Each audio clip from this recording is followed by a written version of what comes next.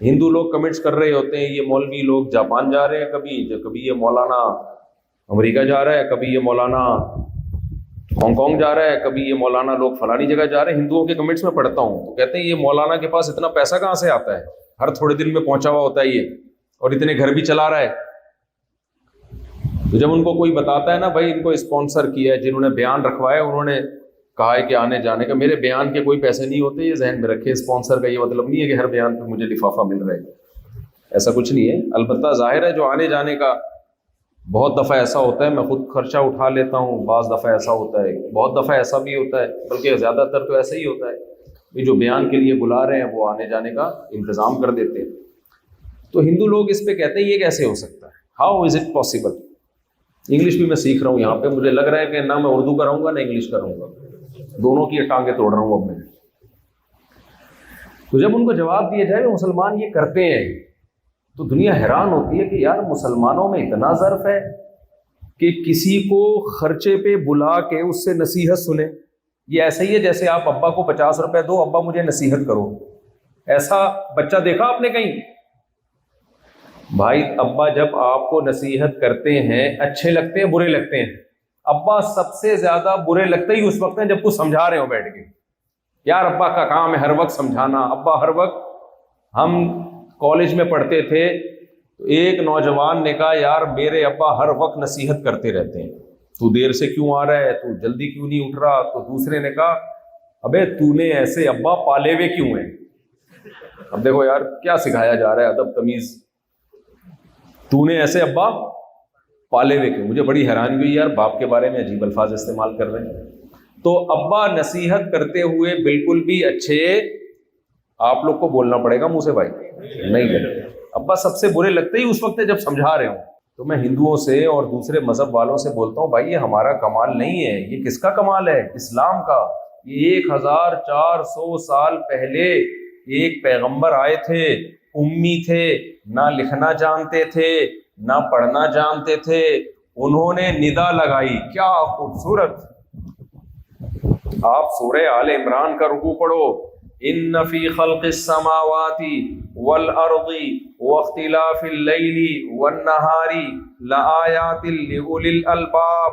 آپ لوگ San Francisco میں رہتے ہیں جو سائنس ٹیکنالوجی کا ہب سمجھا جاتا ہے، آپ کائنات میں جب غور کرتے ہیں کسی اور اسٹائل سے غور کرتے ہیں۔ قرآن کہتا ہے اس زمین اور آسمان کے بننے میں، دن اور رات کے عدلنے بدلنے میں، کائنات کی ایک ایک چیز کو اٹھا کے دیکھو گے اس میں تمہیں بڑی بڑی نشانیاں نظر آئیں گی، لیکن یہ ہر شخص کو نظر نہیں آئیں گی، یہ صرف عقل مندوں کو نظر آئیں گی۔ نشانی کسے کہتے ہیں بھائی؟ سائن کو، علامت کو۔ علامت وہ چیز ہوتی ہے جسے دیکھ کے کسی دوسری چیز کا وجود سمجھ میں آئے۔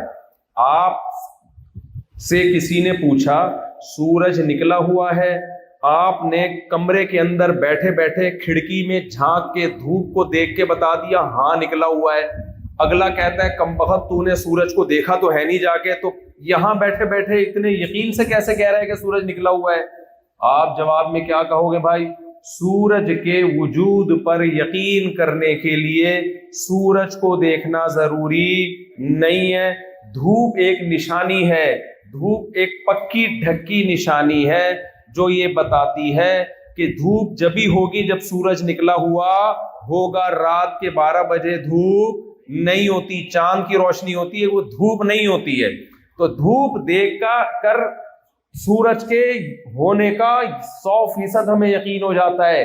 تو دھوپ ایک نشانی ہے، اور نشانی جب ہوتی ہے تو اصل نظر نہیں آ رہا ہوتا، تبھی نشانیاں دیکھ کے بتایا جاتا ہے۔ اللہ چونکہ ہمیں نظر نہیں آتا، اس کائنات کو بنانے والا ہمیں نظر نہیں آتا، اللہ کہتے ہیں جیسے سورج کو دیکھنا مشکل، سورج کے وجود کے لیے دھوپ دیکھ لینا کافی ہے، اسی طرح ما کان لبشر، کسی بشر کی یہ طاقت نہیں ہے کہ مجھ سے براہ راست ہم کلام ہو، لا تدرکہ الابصار، کسی انسان کی یہ مجال نہیں ہے کہ میرے جلال کو دیکھ کر وہ میرے جلال کو دیکھ کر برداشت کر لے۔ اس لیے اللہ نے اپنے وجود کو، اپنے ہونے کو ثابت کرنے کے لیے اس کائنات میں نشانی نہیں، بے تحاشا نشانیاں بکھیر دی ہیں۔ ایک دھوپ ایک ایسی نشانی ہے جسے دیکھ کے ہم سورج کے ہونے کا یقین بولو کر لیتے، دوسری کسی نشانی کی ہمیں ضرورت نہیں ہوتی۔ تو اللہ کہتے ہیں ایک نشانی سے تم سورج کے ہونے کا یقین کر لیتے ہو، تو میں نے اس کائنات میں کروڑوں اربوں نشانیاں پیدا کی ہیں، ان کو دیکھ کر میرے ہونے کا یقین کیوں نہیں کر لیتے؟ سمجھ میں بات آ رہی ہے کہ نہیں آ رہی ہے؟ ان فی خلق السماوات والارض واختلاف اللیل والنہار لآیات لأولی الالباب، عقل مندوں کے لیے ایک نہیں بے تحاشا نشانیاں ہیں۔ ہر نشانی بتائے گی کہ کوئی پیدا کرنے والا ہے، یہ کائنات خود بخود نہیں بنی ہے۔ سورج خود کیسے بن گیا بھائی؟ اتنا ایندھن، اتنی انرجی پھینک رہا ہے، پتہ نہیں کتنے لاکھوں، کہتے ہیں ایٹمی دھماکے ہو رہے ہیں سورج کے اندر۔ ایک ایٹم بم بنانے میں کتنا ٹائم لگا تھا، اس کے بعد دھماکہ کرنے میں کتنا مشکل کام ہے۔ سورج سے کتنی انرجی نکل رہی ہے، اور زمین سورج کے گرد گھومے چلی جا رہی ہے، پتہ نہیں کروڑوں سالوں سے ایسا گھوم رہی ہے، ایسا تیر رہی ہے۔ قرآن کہتا ہے کل فی فلک یسبحون، چل نہیں رہی ہے، تیر رہی ہے۔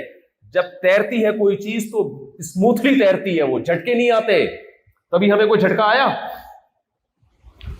360 دنوں میں ایک سورج کے گرد چکر مکمل، اور اپنے گرد 24 گھنٹے میں۔ کبھی آپ کو محسوس ہوا کہ ہم گھوم رہے ہیں؟ پینے کے بعد تو محسوس ہوتا ہے کہ ہم کیا ہو رہے ہیں، بولو، گھوم رہے ہیں۔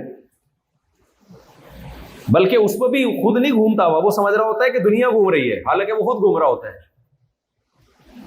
تو کیسا انداز سے چلا دیا اس زمین کو، دن رات سورج نکلتا ہے غروب ہوتا ہے، سورج نکلتا ہے غروب ہوتا ہے، سورج نکلتا ہے غروب ہوتا ہے، سورج نکلتا ہے غروب۔ او بھائی، کون ہے بھائی جس نے اتنا خوبصورت انداز سے زمین اور آسمان کو ایڈجسٹ کر دیا ہے؟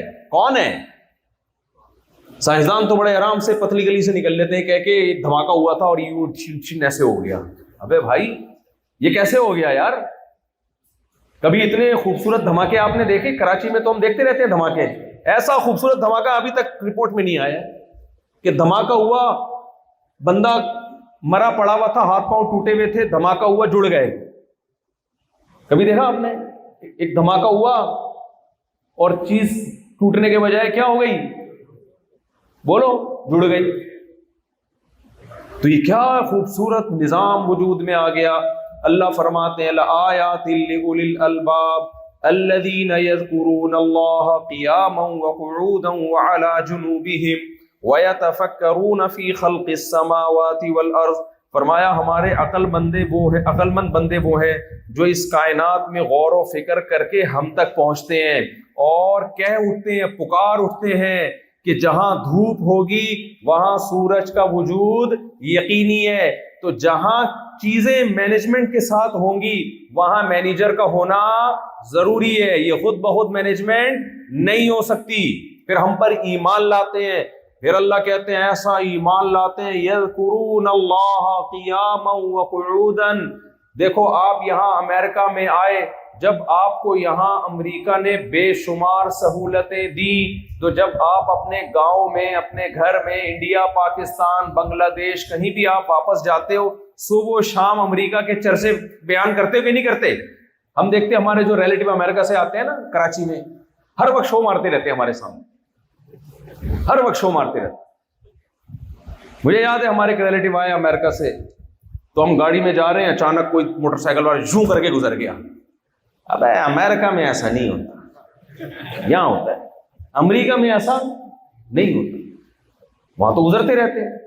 پھر کیا ہوا، ایک دم دھڑ گئے، گڈھا آیا، قبض ختم، گیس ختم، فوراً۔ ابے یار امریکہ میں یہ سب نہیں ہے، وہاں سوال ہی پیدا نہیں ہوتا کوئی کھڈا آ جائے۔ پھر ایک لال بتی، ایک بندہ سگنل توڑ کے بھاگ گیا۔